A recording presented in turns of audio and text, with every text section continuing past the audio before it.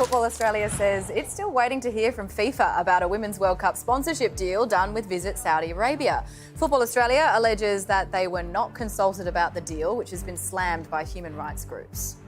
Well, former Socceroos skipper and football commentator Craig Foster is here. Good to see you, Fozzie. Hey, everyone. Nice to see you. So one day we will get you on to talk about some great decisions made by FIFA. Yeah, let's do that. This deal, what do you reckon? Oh no. It's just horrible, and universally the players, the former players, the poor fans and everyone was so excited about this World Cup, and still is, but, it's just put a bit of a damper on it for a couple of days or weeks. But FIFA is the body that gave the World Cup hosting rights to Russia and to Qatar.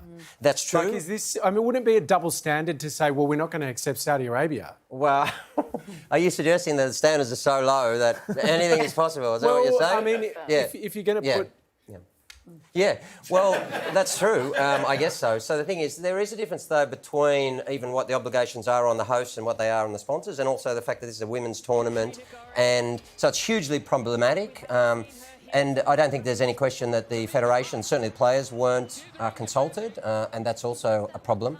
So essentially what they're doing is they put a sponsor in place with the Women's World Cup from a country in which a majority or a very large proportion of the athletes in the tournament would both have their rights breached and would be considered legal minors for the duration of their adult life in Saudi, and also many of them, based on their sexuality, would be imprisoned. So visit Saudi, just none of you playing here. Exactly right. Yeah. That's spot on. To play devil's advocate here a bit, Fozzie, because we're always talking about women's sport and the lack of support that it's getting and the lack of funding. So there's no, as far as I'm aware, we don't actually have an actual number for what this deal is worth, but you presume it's big money, right? Yeah. So where's that going to come from if not here? Can you take that away from the game? That's a great question, and my rebuttal, if you like, is at what cost? Is there some basic standards below which you can't go? And so this clearly, qualifies for that category, I think. So even the women's players, the Matildas, speaking to some of them and their Players Association today, who are really fabulous, and of course who were very much along with and alongside the Socceroos when they made that really strong statement prior to Qatar.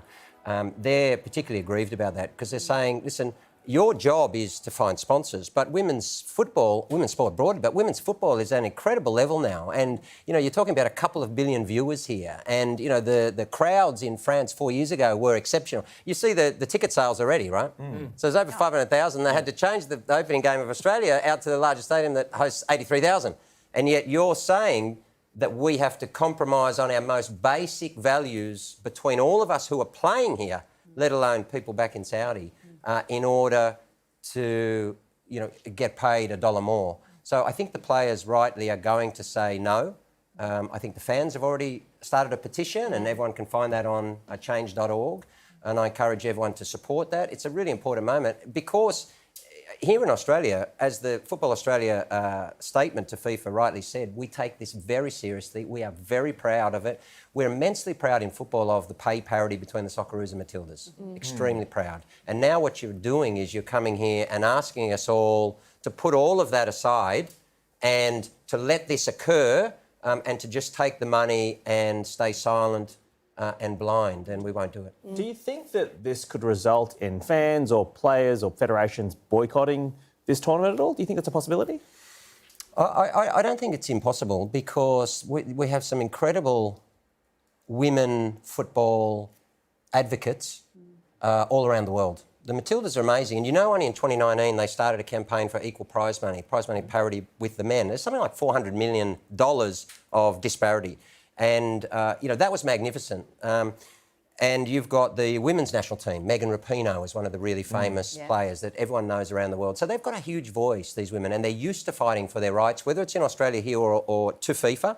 And I don't think that FIFA anticipated, the strength of the women in the game. And I must say they are stronger than most of the men who 100%. Meekly backed down, when they're in Qatar and wanted to wear an armband, and when threatened with minimal sanctions, they all walked away. Craig, just a quick one before we go. I just needed you to explain the offside rule. No, sorry, we have run out of time. Yeah, we have. Sorry about that. No time.